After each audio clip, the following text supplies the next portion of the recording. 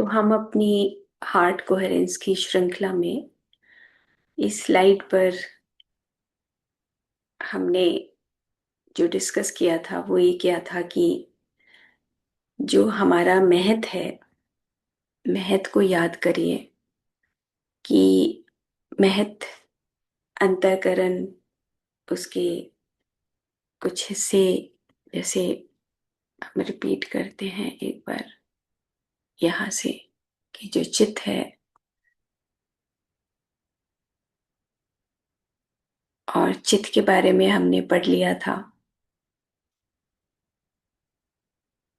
आप सबको याद आ गया होगा क्योंकि हम हार्ट कोहेरेंस की बात कर रहे हैं और हार्ट ब्रेन कोहेरेंस की बात कर रहे थे कि हमारे अंतःकरण में हमारा चित्त है, बुद्धि है, मन है, अहंकार है। इन चारों से मिलके हमारा महत्व बनता है। फिर हमने ये देखा कि अगर हम किसी से पहली बार जब मुलाकात करते हैं या पहली बार कोई चीज देखते हैं तो उसका डायरेक्ट हमारा जो रिलेशनशिप है, देखने का जो रिलेशनशिप है, वो हमारा क्वांटम सेल्फ से, यानी कि हमारी आत्मा, जो कॉन्शियसनेस है, जो चेतना है, उस चेतना कोलेप्स करती है। यानी कि चेतना का संबंध डायरेक्ट स्थापित होता है। मन बीच में होता है लेकिन मन चेतना के साथ ही होता है। ऐसे समझे आप कि जब हम पहली बार किसी से मिलते हैं या पहली बार हम एक किसी ऑब्जेक्ट को देखते हैं, पहली बार हम किसी भी चीज को देखें, तो क्वांटम सेल्फ का रिस्पॉन्स होता है। यानी कि आत्मा से कनेक्शन होता है, कॉन्शियसनेस से कनेक्शन होता है। अब याद करिए कि हम हमने ये देखा था यहाँ से, ये वाला, कि जो भ्रम है उसी से प्रकृति और पुरुष, और प्रकृति और पुरुष से महत, और महत के बाद फिर हमारी डोमेन ऑफ एक्चुअलिटी, यानी कि हम फिर एक्चुअलिटी में आते हैं। यानी कि अदृश्य रूप से दृश्य रूप में आ जाते हैं। यानी कि हम समय सीमा में बंध के यहाँ इस धरती पे अपने काम करते हैं। तो लेकिन जब हम दोबारा उसी काम को करते हैं या दोबारा किसी से मिलते हैं, तो फिर हमारा जो मन, हमारे ईगो, हमारा अहंकार, वो जो एक्सपीरियंस है वो 500 मिली सेकेंड के बाद, वो reflection in the mirror of memory, फिर हम फिर आकलन करने लगते हैं कि ये ऐसा है, ये ऐसा है, ये ऐसा है। आप देखो कि कितना थोड़ा सा फर्क है बस, कि पहले हमारी आत्मा की आवाज आती है और फिर जब हम बार बार किसी से मिलते हैं, बार बार वही काम करते हैं, तो फिर हमारे मन की आवाज से हम वो काम करते हैं। यानी कि हमारी स्मृतियां के आधार पे हम काम करते हैं। अब हम और आगे चलते हैं। जो मन की हमने बात किया, मन को हम समझना चाहते हैं कि मन क्या करता है। तो fourth function of mahat is manas. It is also translated as mind, due to which there is often confusion about which mind one is talking about, lower mind और higher mind। जब हम मन की बात करते हैं तो फिर हमें ये देखना है कि मन, मनस क्या है, ये हायर माइंड है, लोअर माइंड है। थियोसॉफिकल सोसाइटी का जो इथरिक डबल बुक है, या जो मेंटल बॉडी बुक है और एस्ट्रल बॉडी पुस्तक है, उसमें बताया गया कि लोअर माइंड और हायर माइंड, जैसे कल राजेश जी ने प्रश्न किया था कि क्या पेड़ पौधों की इमोशनल बॉडी होती है। ये थियोसॉफिकल सोसाइटी की पुस्तकें ये बोलती हैं कि लोअर माइंड की बात करते हैं कि जैसे जैसे हमारा जो सोल है, जो इवॉल्व होता है धीरे धीरे, जैसे एक चींटी से बड़ी चींटी बनना, फिर उससे उससे बड़ा एक और कीड़ा बनना, ऐसे सोल जैसे जैसे इवॉल्व होती है, तो हम अपने आप को उस बड़े ऊंचे स्तर पे लेके जाते रहते हैं। तो लोअर माइंड और हायर माइंड की वहां पे बात की गई कि जैसे पशुओं को एनिमल किंगडम जो है उसमें लोअर माइंड की बात की गई है। लोअर माइंड ऐसे ही पौधों के लिए भी, कि एक पिक्चर मैं कल लगाऊंगी, बहुत आसानी से समझ आ जाएगा।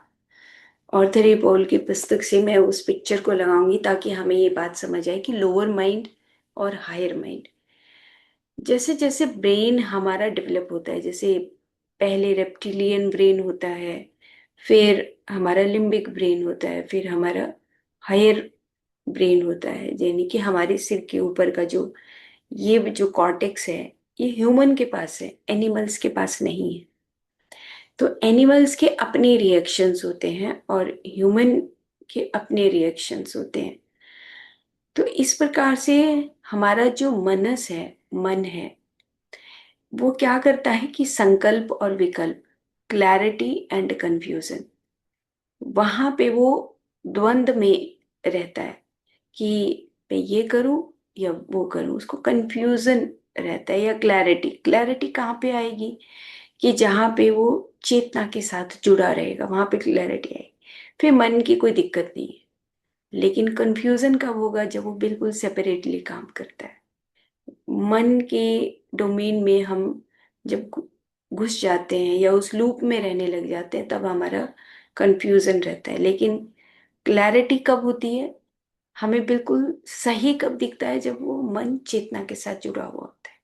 तो जैसे जैसे हमारी अवेयरनेस बढ़ती है, हम हायर माइंड की तरफ चलते हैं, वैसे वैसे हमारी क्लैरिटी बढ़ती चली जाती है। तो मनस is not mind, its function is संकल्प एंड विकल्प, clarity and confusion, focus and distraction.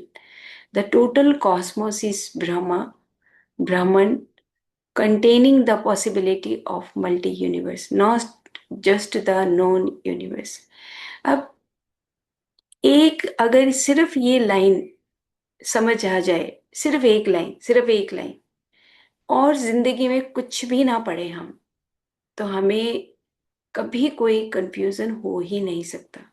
ये वाली जो लाइन है कि जो टोटल कॉस्मोस इज ब्रह्मा, जो ब्रह्म है, यानी इतना विस्तृत है ये, जो हम सामने देखते हैं अपने सामने, जो ये फिजिकल वर्ल्ड है, ये बहुत छोटा है, बहुत बहुत छोटा है। और अगर हम ये समझने लग जाएं कि हम सबके अंदर उस जो ब्रह्मा है, उसी का एक कण मात्र हर एक जीव जंतु में, हर एक mineral kingdom, plant kingdom, animal kingdom, जितनी भी हमारी प्रकृति की परतें हैं, उन सब में जो ये यूनिवर्सल कॉन्शियसनेस यानी कि जो चेतना है, वो सबके अंदर समाई हुई है। यानी कि उसी कॉन्शियसनेस में ही हर चीज बड़ी हो रही है। तो इसीलिए वननेस का, अखंडता का सिद्धांत है ये, कि वननेस में हम सब बड़े हो रहे हैं, हम सब जन्म ले रहे हैं, हम सबकी मृत्यु हो रही है। कोई पेड़ है, कोई कोई इंसेक्ट है, कोई एनिमल है वो हमारे उस कॉन्शियसनेस के अंदर ही। इसीलिए डॉक्टर अमित गोस्वामी का एक बहुत फेमस कोट, वो कहते हैं कि the consciousness is the ground of all beings. हर चीज के पीछे आपका ब्रह्मा खड़ा है, मतलब आपकी यूनिवर्सल कॉन्शियसनेस है। और वो ये क्या कह रहे हैं कि containing the possibilities of the multi versus, not just is the non universe. बस एक लाइन में सब कुछ बात खत्म हो जाती है कि हम जो सामने देखते हैं वो ही सब कुछ नहीं होता। जैसे मान लो कोई कहे कि मेरे को ये ज्ञान है, मेरे को ये, मैंने ये पुस्तकें पढ़ी हैं, है ना, और हम कहें कि अच्छा नहीं, ये ऐसा ही होता है, लेकिन ऐसा नहीं होता। जैसे साइंटिस्ट भी बोल देते हैं कि इस चीज की इन्वेंशन हो गई और इससे आगे इन्वेंशन नहीं हो सकती। क्वांटम साइंस अभी बाद में आई, उससे पहले आइंस्टाइन ने अ, अपनी रिसर्च किया, उससे पहले न्यूटन ने किया, डार्विन थ्योरी आई, ऐसे अलग अलग थ्योरीज बनती चली गई। जितना जितना वो ब्रह्मा को उसको एक एक्सेस करते चले गए, उस कॉन्शियसनेस को, उनको जितना दिखाई दिया उतनी ही उन्होंने बात करके लिख दी ना। लेकिन वो एक पॉसिबिलिटी है, बस, उससे ज्यादा कुछ नहीं।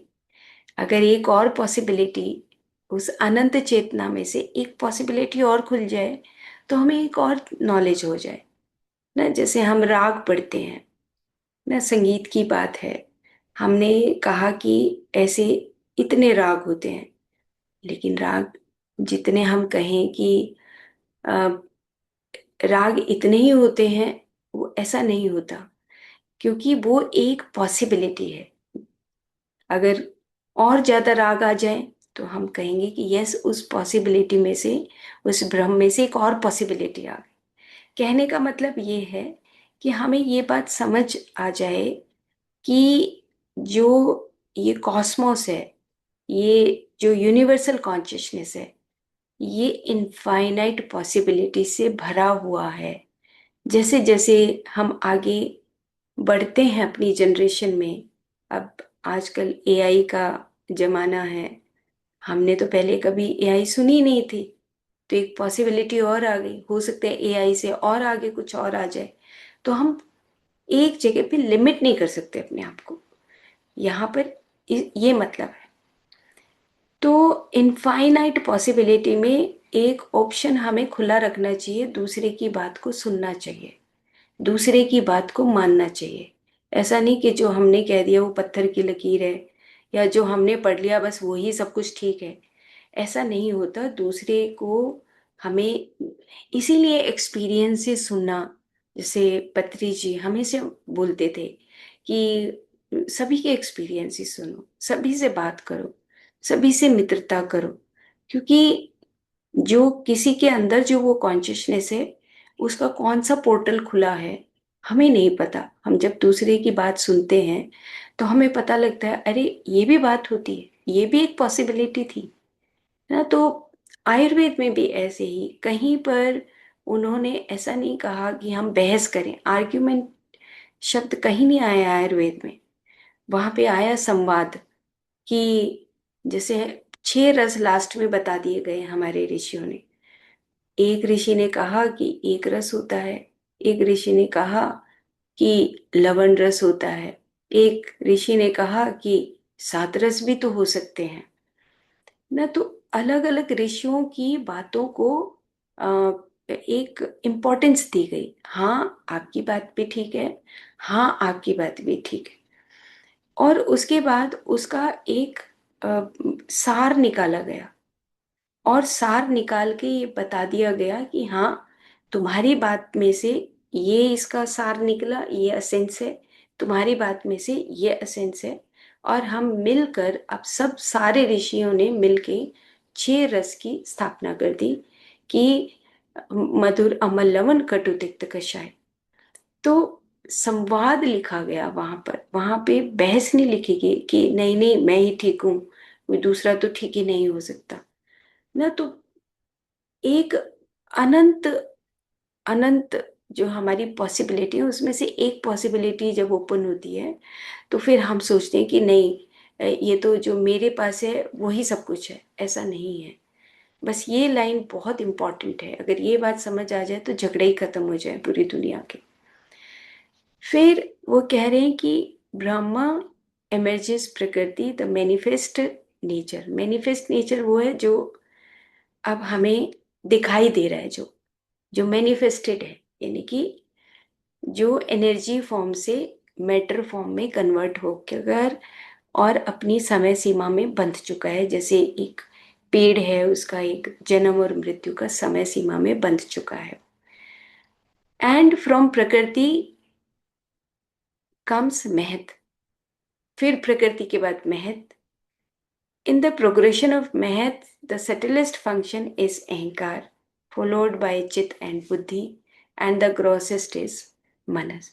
सबसे मोटे तौर पे वो जो हमें दिखता है सामने, वो हमें मनस दिखता है. Life is lived in the dimension of Manas much of the time, with some association with Buddhi and some association with Chit and some connection with Ahankar. The field of performance, action, and living is predominantly the dimension of Manas. Buddhi and Chit are secondary and Ahankar is the underlying principle. यानी कि हमारी body के अंदर ये सारी चीजें मिलकर उस प्रकार से हम एक्शन करते हैं, हम अपनी जिंदगी को जीते हैं. कैसे? धीरे धीरे जैसे जैसे हम ऊपर से सूक्ष्म से स्थूलता की तरफ आते हैं, यानी कि डाउनवर्ड पोजीशन. ये बार बार कुछ शब्द मैं बार बार इसलिए रिपीट करती हूँ ताकि हम कहीं पर किसी क्वांटम लैंग्वेज को देखेंगे, कहीं पर हम वेदों की भाषा को देखेंगे, कहीं पर हम वैज्ञानिक भाषा को पढ़ेंगे, तो हमें बुद्धि है, चित है, अहंकार है, डाउनवर्ड पोजीशन है. कि जब सोल जब नीचे की तरफ आती है तो सोल के चारों तरफ जो जो सूक्ष्मता से जो स्थूलता की तरफ जो लेयर्स बनती हैं, वो ग्रोसेस्ट पार्ट जो है वो मनस है. और उसके बाद फिर धीरे धीरे हमारी पंच तन मात्राएं और फिर हमारा पंच महाभूत, हमारी इंद्रियां, और इंद्रियों के बाद पंच महाभूत का निर्माण होता है. यानी कि हम ग्रॉस फॉर्म में आके एनर्जी से मैटर फॉर्म में आकर हम अपने एक दूसरे को, जब हम अपनी इंद्रियों से एक दूसरे को देखते हैं, तो ये अब हमें ये प्रिंसिपल समझ आ गया. बुद्धि बुद्धि की बात हम थोड़ा सा, क्योंकि डिटेल में उन्होंने बताया कि बुद्धि क्या होती है, ये भी हमने पढ़ लिया था कि third function of math is बुद्धि. रेशनैलिटी एंड लॉजिक हम लगाते हैं, जैसे बुद्धि कर्म अनुसारणी, इसका हमने डिस्कस किया था कि जब जन्म लेता है एक एक आत्म स्वरूप ना, तो उसके पास बुद्धि कर्म अनुसारणी की इस लाइफ में जो हम एक्सपीरियंस करते हैं, उसके बाद हमारा नेक्स्ट एक्सपीरियंस चालू होता है. जैसे उदाहरण के तौर पे जो इन्फेंट सोल है, जो बेबी सोल है, जो यंग सोल है ना, एडल्ट सोल है, एडोलेसेंट है, ओल्ड सोल है, ट्रांसेंडेंटल सोल है. तो जैसे अब हम गुरु नानक जी की बात करें या स्वामी विवेकानंद की बात करें, तो अब हमें पता है कि बुद्धि कर्म अनुसारिणी कि वो एक मेच्योर ट्रांसेंडेंटल सोल थी, ओल्ड सोल थी. क्योंकि वो जन्म से ही एक उनका जो खाने का तरीका, रहने का तरीका, सब कुछ डिफरेंट था. तो ये जो बुद्धि है, ये अ, और बुद्धि क्या क्या है, बुद्धि कर्म अनुसारिणी. यानी कि फिर हमारे जो कर्म है, जो कर्म एक कनेक्शन आप देखो कि जो हम किसी के साथ जो व्यवहार करते हैं, उसी से हम हमारी जो बुद्धि है, अंतःकरण है, जिसको हम अंतर्गुण बोलते हैं, उससे रिफ्लेक्ट हो जाता है कि सामने वाला अ, किस प्रकार से विकसित हुआ है. जैसे कुछ बच्चों को हम कहते हैं ना कि खिलौना दे दो, तो कहेंगे नहीं नहीं मैं नहीं दूंगा. लेकिन कुछ बच्चों को कहेंगे खिलौना दे दो तो वो दे देता है ना. तो हम कहेंगे अरे वाह, बड़ा अच्छा है कि वो दे देता है. जैसे जैसे वो बड़ा होता है, हम किसी से कहेंगे कि तुम मेरे को ये चीज दे दो, तो वो नहीं देगा. लेकिन जैसे जैसे हम किसी और को कहेंगे तो वो दे देता है. तो एक डिफरेंशिएशन हमें पता लगता है कि बच्चा बुद्धि कर्म अनुसार है. ये हमारा जो सोसाइटल माइंड है, उस माइंड के साथ हम जैसे जैसे बड़े होते हैं, तो हमारी बुद्धि में एक ब्रेक लग जाता है और हमारी बुद्धि का विकास रुक जाता है, क्योंकि हम अपने उस सोसाइटल माइंड के साथ कनेक्ट होने लगते हैं. हमारे पेरेंट्स वही सिखाने लगते हैं जो हम सोसाइटी से सीखते हैं. तो इसीलिए भगवत गीता में तो ये लिखा गया है कि आप एक जन्म में 0.000001% सरकते हो. है ना। मतलब हमारी चाल ही इतनी धीरे है, हमारी सोल जल्दी से एक्सपैंड नहीं करती, हम वहीं पे कंडीशनिंग में रुके रहते हैं। तो ये हमारी बुद्धि की बात हो गई। और बुद्धि connects one with the world, buddhi connects with the mind, with the sense objects and sense pleasures. If there were no buddhi, no intelligence, there would be no recognition or interaction of the individual with sense objects. मतलब ये चारों चीजें मिलके काम करती हैं, बस इतनी सी बात हमें समझनी है। अगर आपने इसको डिटेल में पढ़ना है तो आप इस वीडियो को देखें और आराम से पढ़ के और फिर आगे बढ़ें। मोटे तौर पे ये समझने की बात है कि ये सब मिलकर काम करती हैं, लेकिन लास्ट में ये बात समझने की है कि जो हमारा मेंटल बॉडी है और जो हमारा ब्लिस बॉडी है, यानी कि आनंदमय कोश और मनोमय कोश और विज्ञान में कोश जब मिलके काम करते हैं, हम कोहेरेंस की बात कर रहे हैं, तब हम वननेस में आके हमारे हार्ट का इलेक्ट्रोमैग्नेटिक फील्ड बढ़ता है। सिंपल कहने से इलेक्ट्रोमैग्नेटिक फील्ड बढ़ेगा, हार्ट कोहेरेंस बढ़ेगा, ऐसा नहीं होता। वो हमारे अंदर से चेंज आना चाहिए।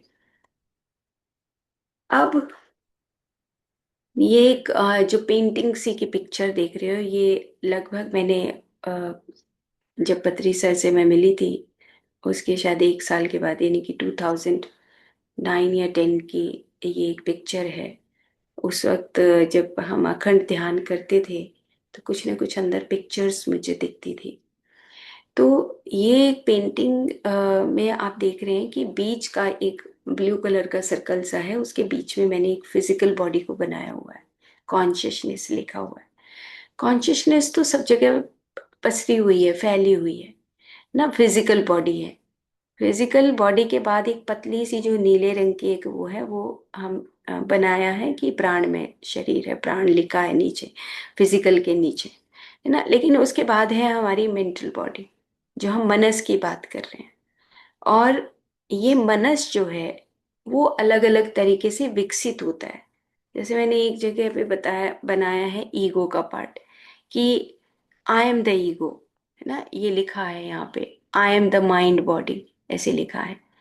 तो अगर हम एक अ, तरफ अपना विकास करते हैं तो सिर्फ हम उसी के अंदर चले जाते हैं।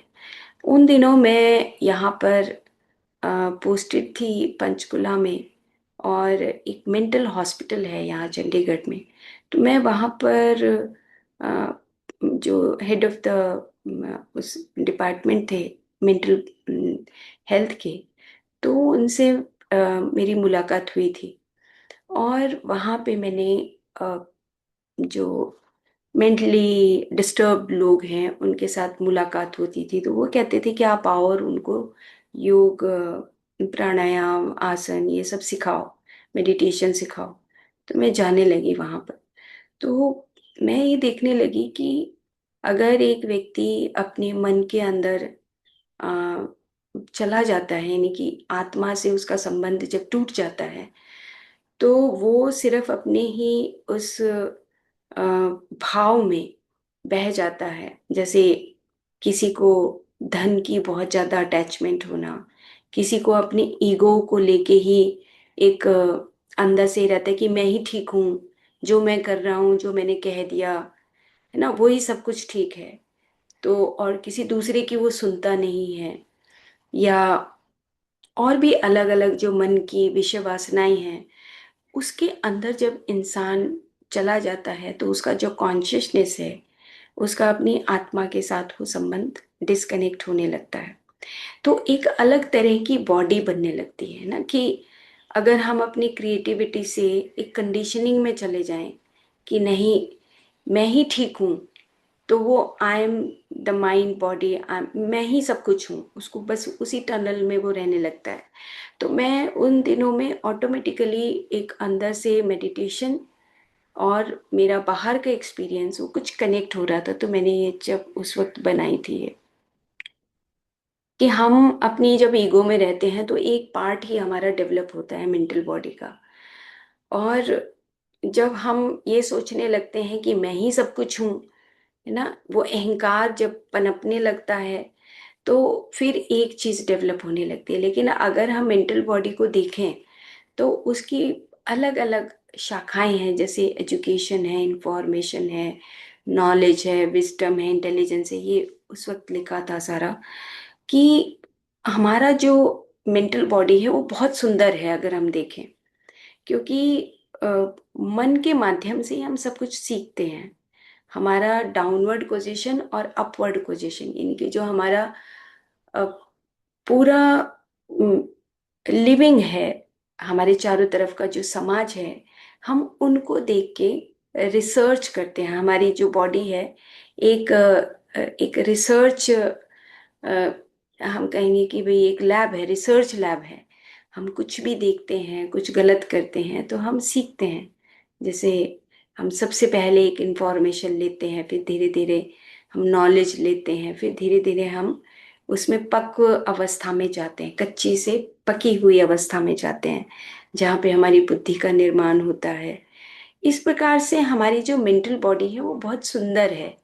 और अगर हम ऊपर से नीचे की तरफ देखते हैं तो जल्दी हमारा ओपनिंग होती है हमारी हर चीज की, कि अच्छा ऐसा है। तभी हम ब्रह्मांड के नियम समझते हैं। और साइड वाली जो पिक्चर है उसमें, ये पिक्चर है क्वांटम डॉक्टर से और क्वांटम ब्रेन से ये पिक्चर ली गई है कि हमारा सामने जब हम किसी को देखते हैं, हमारा इमोशनल स्टिमुलस होता है, तो हम हमारा ये दो रोड लिखी गई है, लो रोड और हाई रोड। जैसे ही हम ठहराव करते हैं तो हाई रोड में पहुंच जाते हैं, यानी कि हमारा थैलेमस ब्रेन से होते हुए, सेंसरी कॉर्टेक्स से होते हुए, और फिर वापस हम एमिगडाला से होते हुए इमोशनल रिस्पॉन्सेस देते हैं। इसको अब हम आसान भाषा में समझते हैं कि जैसे घर में बहस हो गई, झगड़ा हो गया, है ना, तो दो रास्ते हमें दिखाई देते हैं। एकदम से हम रिएक्ट करें तो वो लो रोड है, क्योंकि हमारे मिड ब्रेन थैलेमस से होते हुए सीधा हमने रिस्पॉन्स कर दिया, है ना। और अगर हम लिटिल बिट पेशेंस रखें, एक हम अवेयरनेस रखें, हम सेंस, कॉमन सेंस रखें, तो हम उसी रिएक्शन को एक पॉज देकर हम उस रिएक्शन को हम रिस्पॉन्स में चेंज करते हैं। कि हमारी अवेयरनेस अगर है, जो हमने गामा वेव्स पढ़ी, हमने लैम्डा वेव्स पढ़ी, क्योंकि जब पूरा ब्रेन का कोहेरेंस होता है, पूरा ब्रेन के सारे पार्ट आपस में मिलके जब काम करते हैं, यानी कि अ, जो हमारी चेतना और मन दोनों मिलकर काम करते हैं, तब हम हाई रूट से जाते हैं। ठीक है, हमारी सेंसरी कॉर्टेक्स से होते हुए हम वो रिस्पॉन्ड करते हैं किसी को। जैसे और और इसको गहराई से देखते हैं कि अब हमारा जो सर्वेंट है उसने आज कोई चीज तोड़ दी, उदाहरण के तौर पे, और बहुत नुकसान हो गया, आपस में बहस हो गई, झगड़ा हो गया। और अगला दिन आ गया, अगले दिन आकर अब मेरी मेमोरी पीछे से, जो हमने पहली स्लाइड देखी, उसमें पीछे की जो मेमोरी है मेरे को ये कहेगी कि बहुत ही बेकार है ये सर्वेंट, इसको तो रखना ही नहीं, मुझे भगा देना है इसको। या मैं उस प्रेजेंट मोमेंट में उसको देखूंगी कि जो गलती हो गई हो गई, आज एक नया मोमेंट है, और मैं उसको आज के अनुसार एक सोल लेवल पे ही उसके साथ में कनेक्ट होके बात कर रही हूँ। पिछली बात को अगर मैं भूलती हूँ तो वो हाई रोड है। और अगर मैं उस बात के साथ चिपकी हुई हूँ कि उसने तो एक महीने पहले ऐसे किया था, अब तो इसको हर हालत में निकालना है।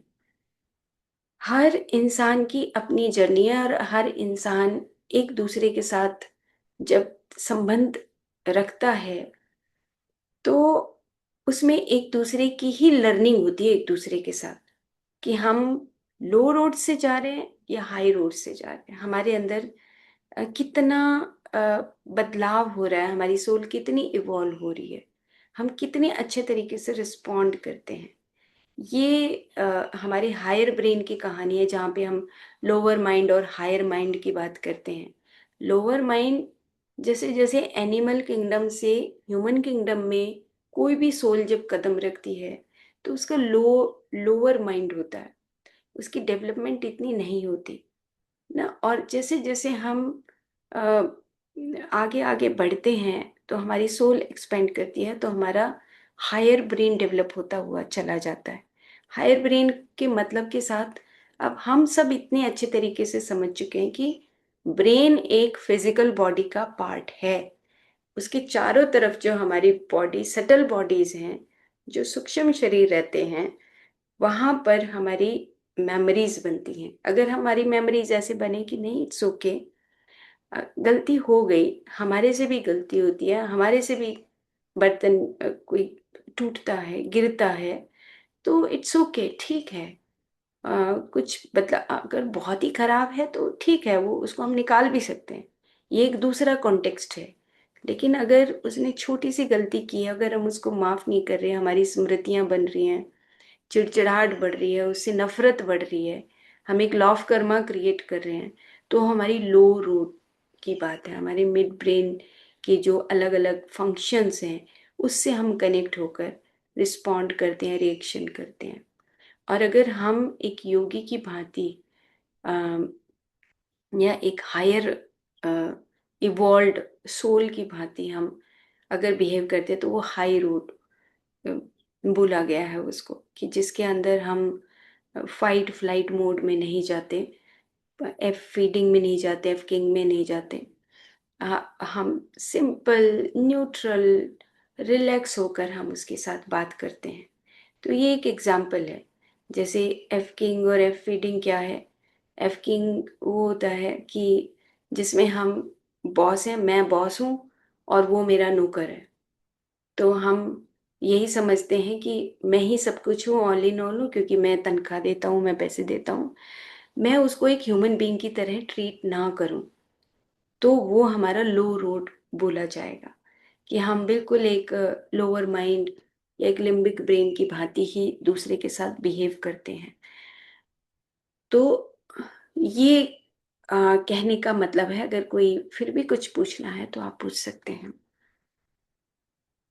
और मैं इसको अभी यही मतलब, इतना बड़ा ब्रह्मांड है, उसके अंदर अनंत अनंत शक्तियां छुपी हुई हैं।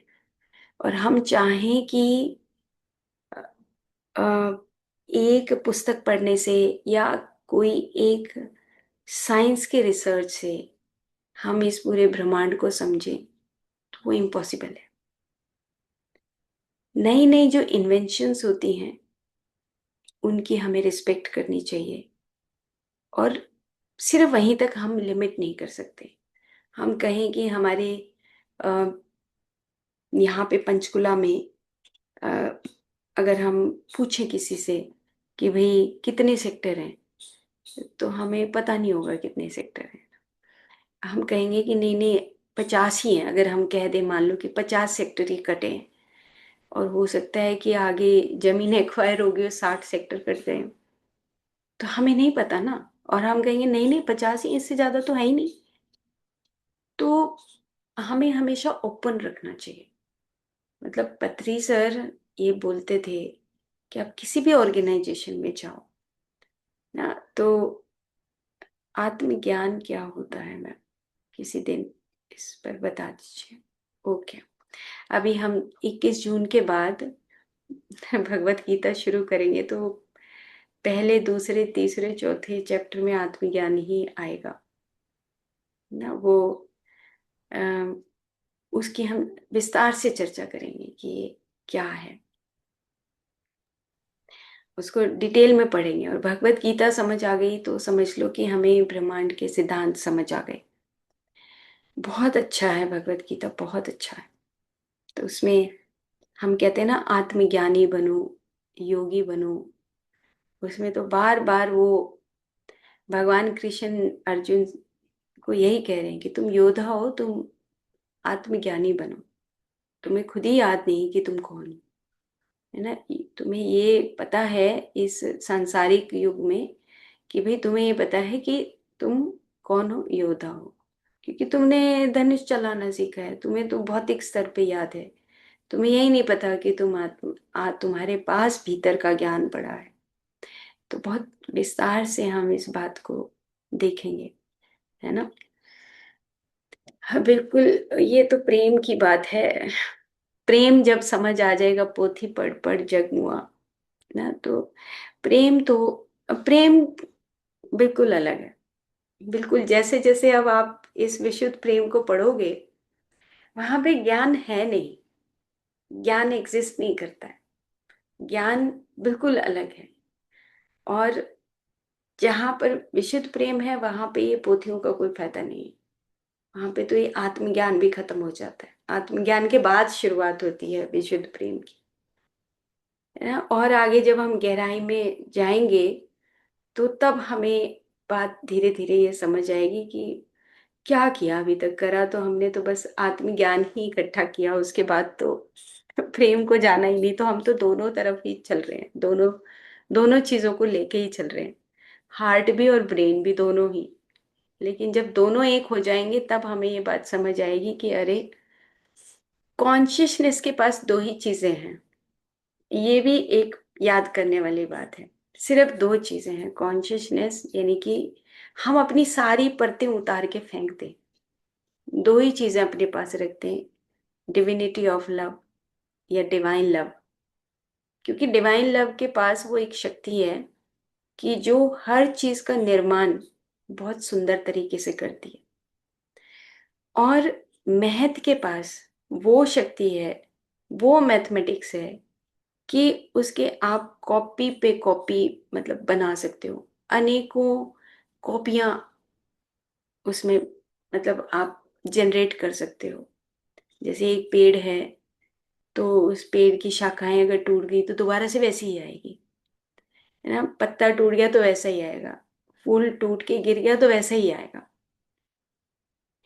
तो जो जो अंदर का इम्प्रिंट है, वैसी ही बाहर कॉपियां निकलती हैं। तो कॉन्शियसनेस के पास ये दो, एक वो कहेंगे कि शस्त्र हैं, ऐसे शस्त्र हैं कि फिर कभी हार नहीं होती।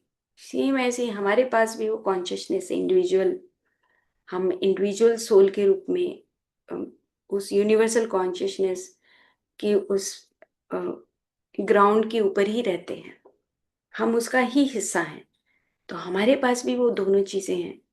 लेकिन बीच में आ गया मन, अहंकार, ये सब चीजें, इंद्रियां, ये सब चीजें मिलाकर हम कहीं ना कहीं डिविएट हो जाते हैं, हमारा रास्ता भटक जाता है।